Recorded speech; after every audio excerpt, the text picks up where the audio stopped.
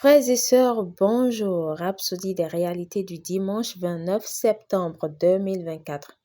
Pasteur Christ partage avec nous sur le thème la manifestation de la vérité. Alléluia. Notre verset d'ouverture est tiré de 2 Jean 1, versets 1 à 2.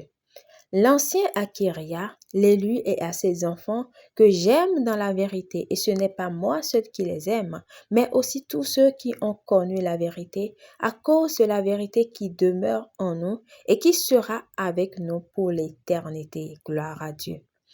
Si vous aviez lu l'intégralité de la deuxième épître de Jean, vous auriez remarqué quelque chose dans les 4 premiers versets. L'accent a été mis sur le mot vérité à plusieurs reprises avec un total de 5 mentions. Il est clair que cela a une signification. Puis, dans sa troisième épître, il continue à mettre l'accent sur la vérité. Pourquoi une telle insistance sur la vérité? Dans Jean 18, verset 37, Jésus dit à Pilate qu'il est venu rendre témoignage à la vérité et que tous ceux qui sont dans la vérité entendent sa voix. Pilate lui a alors demandé « Qu'est-ce que la vérité ?» Jean a dû vraiment réfléchir à la réponse. Il a dû se rappeler ce que Jésus a dit au 14e chapitre « Je suis le chemin, la vérité et la vie » Jean 14, 6. Il a également dû se rappeler la prière de Jésus au Père dans Jean 17 lorsqu'il a dit « Sanctifie-les par ta vérité, ta parole est vérité » Jean 17, verset 17. Alléluia. Ainsi, Jean n'était pas simplement captivé, intrigué ou enthousiasmé par la vérité. Il a pleinement embrassé. Il était en relation et en communion avec la vérité. Dans Jean 1, versets 1 à 2, la première épître, il parle de voir et de toucher la parole de vie, et la parole est la vérité. Gloire à Dieu.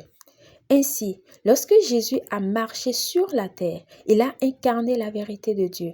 Il était la manifestation de la vérité, la volonté du Père dévoilée pour nous.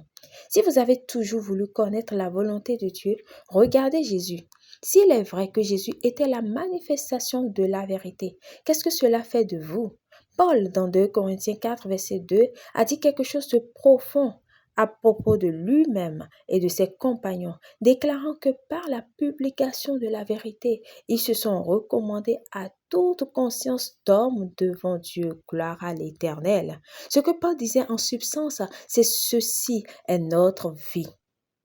Nous sommes la manifestation de la vérité. Oui, vous l'êtes. Vous êtes nés pour exprimer la volonté du Père au monde. C'est la vision et le plan de Dieu pour vous. Votre vie et votre marche quotidienne sont la manifestation de la vérité. C'est ainsi qu'il vous voit et c'est la vie que vous devez vivre. Lorsque vous vous réveillez chaque jour, déclarez « Je suis la manifestation de la vérité. Je suis la manifestation de la volonté de Dieu. Gloire à Dieu. Alléluia. » Confession. Je suis la manifestation de la volonté du Père. Je vis chaque jour en alignement avec la vérité de Dieu et ma vie reflète la gloire et les réalités du royaume de Dieu.